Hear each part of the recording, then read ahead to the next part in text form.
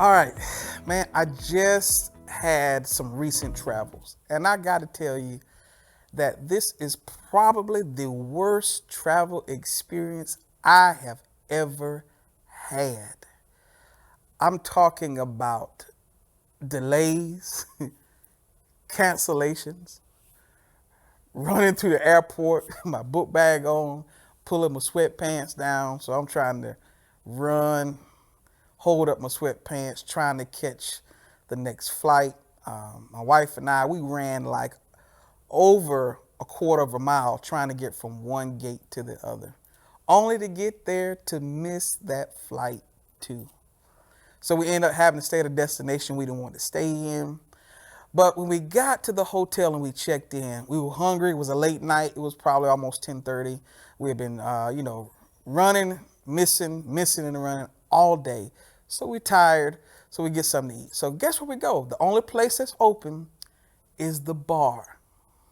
Yeah, the bishop went to the bar and his wife. We sit there, we get the menus, and because it's late, there are a lot of people who've been delayed, who missed their flights, they've canceled. And I noticed that this small area is packed full of people. But there's something that stuck out to me. Nobody's arguing, nobody's complaining, nobody's fussing. They're sitting there with their mixed drinks, their beverages, their Budweisers, their cocktails, whatever they're drinking, and they're eating. And it seems like they're making the best out of a bad situation. My wife sat there at the bar. She ordered food. I ordered food. And I just happened to ask the gentleman sitting next to him. I said, hey, did you miss your flight too? He's like, yeah, I've been delayed all day long. He said, but you know what? He said, the quicker you let go of something you can't control, the better off you'll be. This is a lesson at the bar. This guy does not have a preacher's collar on. I don't know if he's a deacon in somebody's church. I don't know what he was. But anyway, seemed like an average guy sitting there with his drink in his hand saying, hey, the quicker you let go of something you cannot control, the better off you'll be. I said, man, that's the best thing I've heard all day at the bar.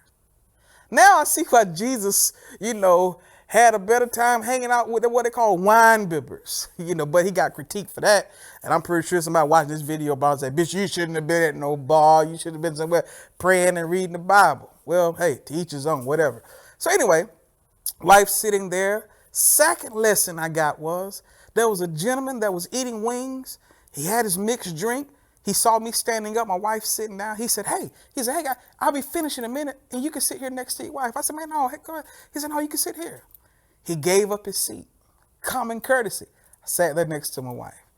Then another lesson from the bar was a guy came up, and had his drink order. There was somebody else had a drink order. He said, don't worry about it. I got you. I'll take care of you. He made a good joke. Everybody laughed. I was like, wow. Bartender was nice. The server was nice. All of us in this little crowded space delayed, canceled. Watch this. And none of our expectations were met that day. And we all sitting at the bar.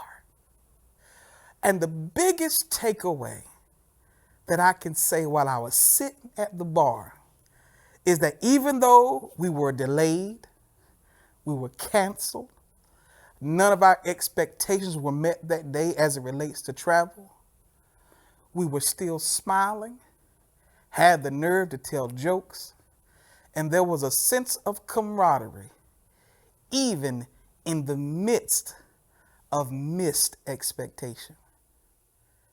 I said, man, I got a greater lesson from the bar that day than I did sitting in a church pew. So anyway, I just call it lessons from a bar because you never know where you can get the greatest amount of encouragement in one of the worst possible situations. So whether they got a mixed drink in their hand, man, never count a person out because you never know who God is going to use to help you get through a serious situation. Lessons, dude, from the bar. And no, Bishop ain't a drunk either.